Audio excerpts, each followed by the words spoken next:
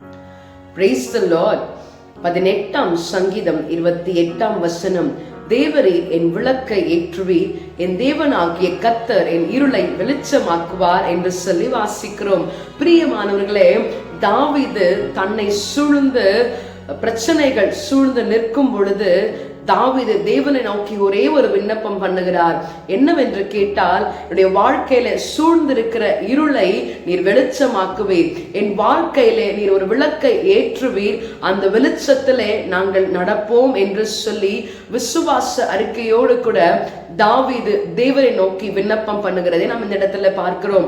பிரியமானவர்களே, நம்முடைய வாழ்க்கையிலேயும் கஷ்டங்கள் நஷ்டங்கள் எது வந்தாலும் கவலைப்படாமல் தேவனை நோக்கி விண்ணப்பம் மாத்திரம் செய்யும் பொழுது தேவனாகிய கர்த்தர் நம்முடைய இருளை வெளிச்சமாக்கி நம்முடைய வாழ்க்கையிலே ஒளியேற்ற அவர் வல்லமை உள்ள தேவனாயிருக்கிறார்.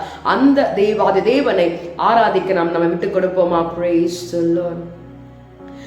கஷ்டங்கள் வருங்கால் களிப்பாக என்ன இஷ்டமுடன் ஜெபம் எந்நேரம் பண்ணு.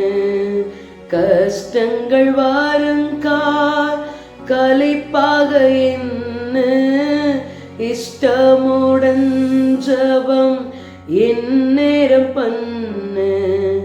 நஷ்டங்கள் வந்தாலும் நலம் என்று சொல்லு, நஷ்டங்கள் வந்தாலும் நலம் என்று சொல்லு. துஷ்டனின் சூழ்ச்சியை தூயனால் வெல்லு, துஷ்டனின் சூழ்ச்சியை தூயனால் வெல்லு. நெஞ்சமே வீணாய் சோர்ந்து போகாதே.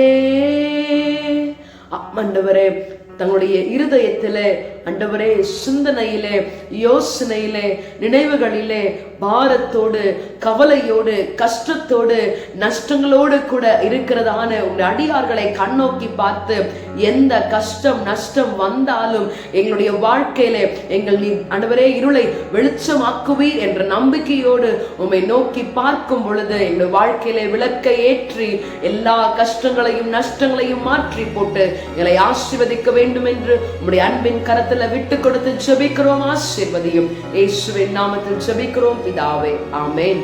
God bless you. Have a blessed day.